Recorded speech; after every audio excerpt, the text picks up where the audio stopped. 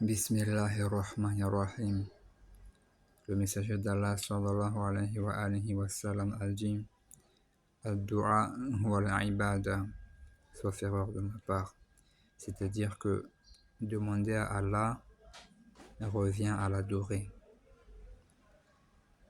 Yani, tous ceux qui ont compris cela parmi les rapprochés d'Allah ou autres, moins que ne demande pas à Allah avant tout pour recevoir quelque chose, mais avant tout pour l'adorer. Et en réalité, Allah aime ceux qui lui demandent, à tel point que quand un croyant lui demande quelque chose, il demande au chef des anges, Allah demande à Jibril alayhi salatu wassalam, de ne pas accéder à la requête du demandeur aussitôt, mais de retarder. Car Allah aime écouter la voix de celui qui demande, que ce soit la voix audible ou bien la voix du cœur.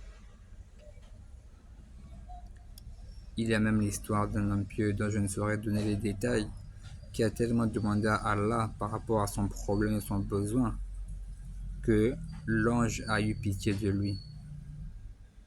Mais à chaque fois, Allah lui demandait à l'ange d'attendre et de ne pas accéder à la requête de l'homme pieux qu'il implorait, lui Allah.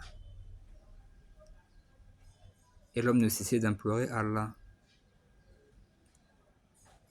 Et l'ange ne cessait d'avoir pitié de lui et aussi de demander à son Seigneur Rabbul Izza Azza wa Jal de combler les besoins de son serviteur.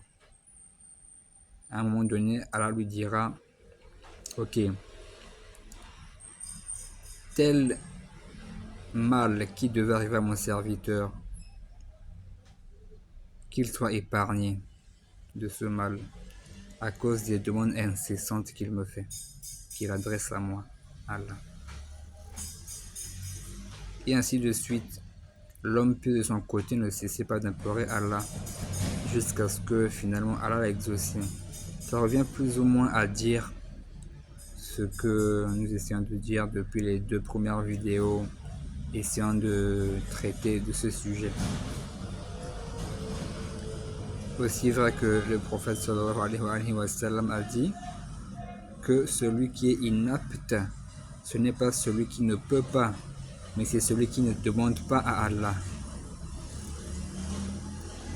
On implore Allah de nous faciliter la meilleure aptitude, qui est le fait de lui demander dans tous les cas et partout. Allahumma amin.